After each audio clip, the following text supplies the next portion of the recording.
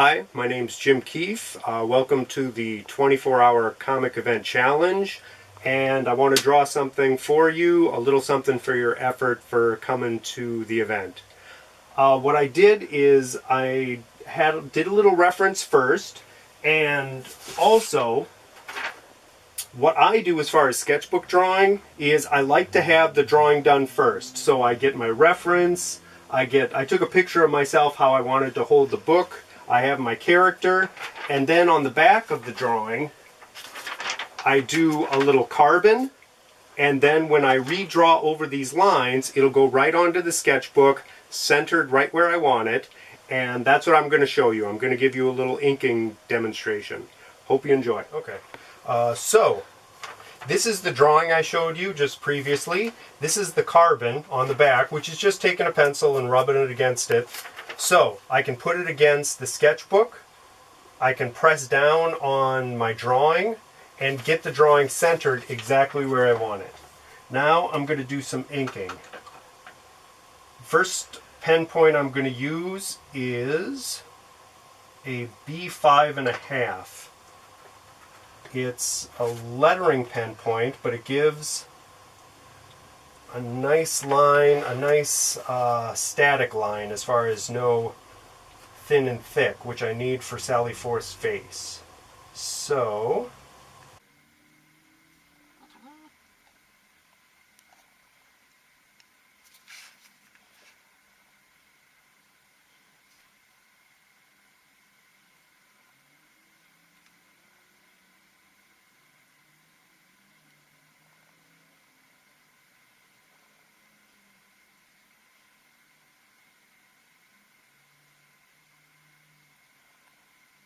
now, for the rest of the drawing, I'm going to use a brush.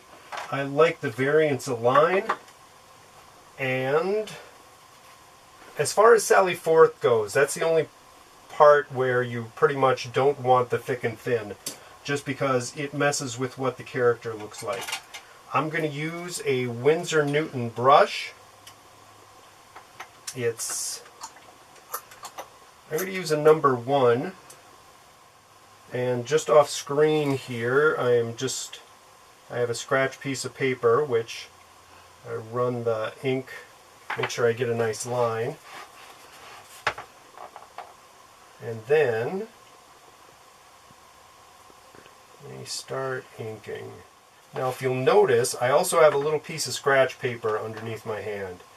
That's so I don't get any grease on the paper, and also it helps me so I don't smudge what I've already inked if I happen to go over.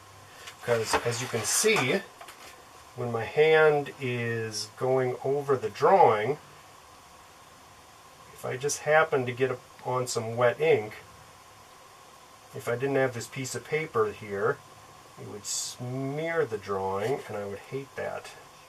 I want a nice thin and thick. Makes the drawing pop a little bit. And I also want to make sure I'm not inking lines, I'm inking the form of the character. Another reason I like to use a brush, especially on sketchbook drawings like this, is the paper tends to bleed. And if I use a crow quill brush or another kind of nib, I won't get the smooth line that I want. So for especially sketchbook, for this kind of paper, I like to use a brush to get a smoother line. So everything I did to prep this drawing, I don't want to be thinking about the proportions and any other aspect when I'm inking.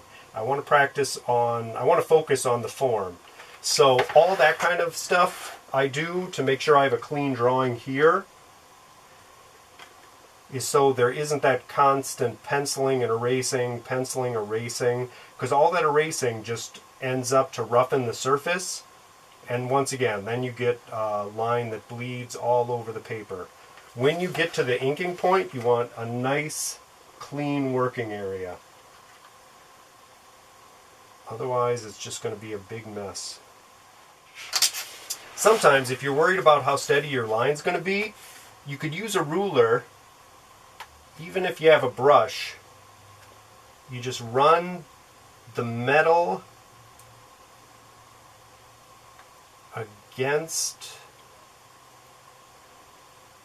the ruler and you can get a straight line. And you just kind of tilt the ruler up. And this way, you can get a nice straight line, especially with something I'm drawing her holding the sketchbook you're holding, like she's presenting it to you.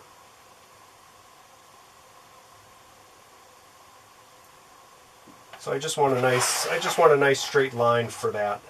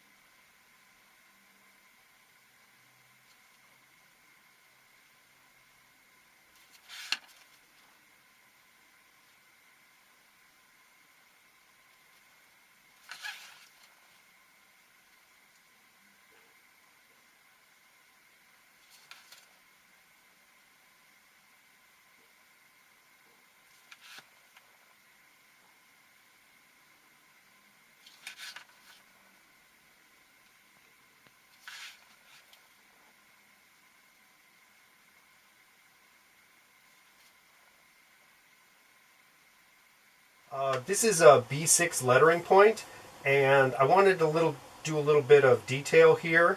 So it's this little just necklace she has, so it gives a nice line. Once again, this one doesn't have a thick to thin line, but I don't necessarily want it for this. And get her necklace. And remember too, I'm simplifying the form for this. I'm not worried about drawing every individual link, how it links together. I'm just generally doing the shape and the shadow so you get an impression of it. Because a lot of cartooning is simplifying. I use a whiteout and I just dab it in there, and that way it'll go in the foreground of that line I had behind. Now I'm going to use a croquis point and just touch it up a little bit. And the croquis point gives a nice thin and thick line as well. And it's nice for little detail areas. You can do this with a brush as well. This is the lines, the pages to the sketchbook. You could do this with a brush as well, but I want to show you a couple different pen points. It's okay to move the paper around as well. I'm doing this primarily because the other side has, of course, the wet ink from what I just inked. So I don't want to drag my hand through that. Always think of the light source. Add a little bit of shadow underneath this. Add a little depth to the buttons. And this, once again, is a B6 lettering point. And you probably can't see, but I actually lightly penciled the lettering out beforehand. Once again, just so when I'm inking, I'm not worried about placement.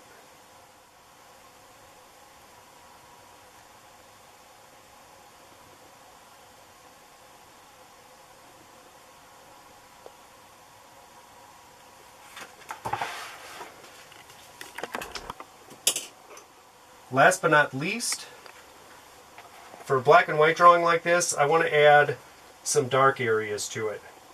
So I'm actually going to make the sketchbook all dark as well.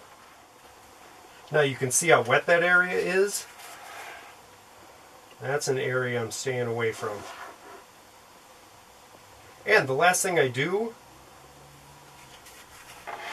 just a little bit of touch up here and there, just to add some depth to it. Maybe a little shadow. And there you have it. After the ink is dry, I just take an eraser, I erase any light lines, and you have a finished sketch.